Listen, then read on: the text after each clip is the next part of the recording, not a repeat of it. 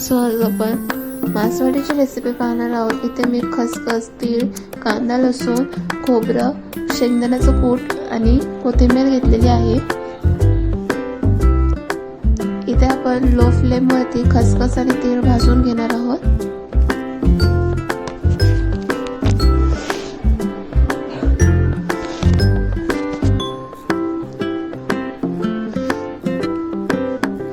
So खसखस आणि तीळ ब्राऊन झाल्यानंतर ना आपण याला बाजूला काढून घेऊन खोबरं सुद्धा सेम ब्राऊन होईपर्यंत आपण भाजून घेऊ।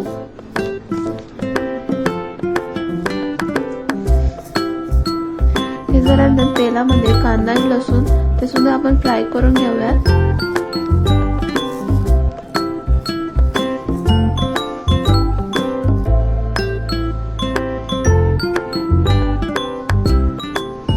हे सगळं भाजून झाल्यानंतर ना आपण या सगळ्यांचं वाटण करून घेणार आहोत।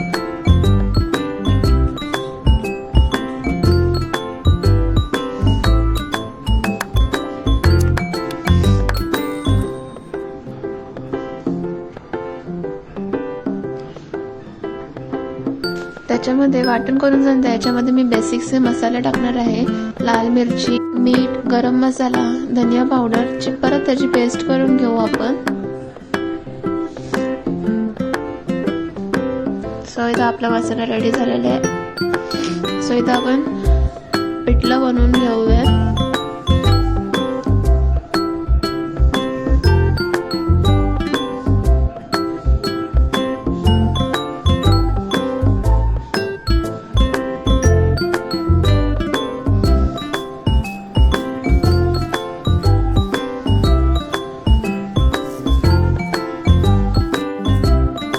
बनवण्यासाठी मी इथे मिरची, लसूण, अद्रकची पेस्ट करून भाजून ती घेतली होती।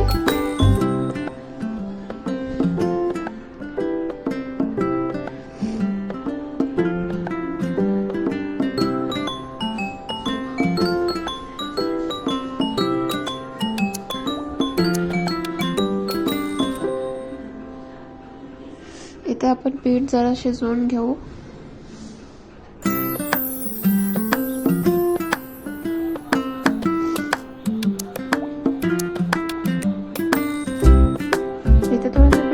घट्टसर करते म्हणून मी पीठ थोडं वाढवलं याच्यामध्ये।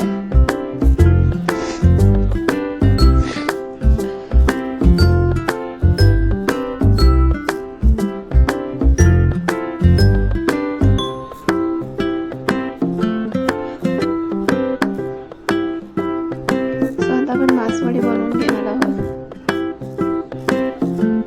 पीठ असं थोडं गोल करून त्याच्यावरती आपण जसे सारण केलं होतं ते त्याच्यावरती लावून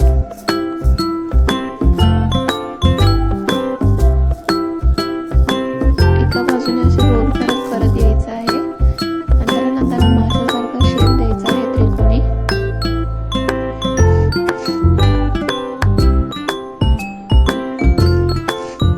अशाच मी 2 वड्या बनवून घेतलेल्या। परत याच्यातलं सारण ठेवून द्यायचं थोडंसं, त्याच्यात आपण कट करून घेणार आहोत त्याचा।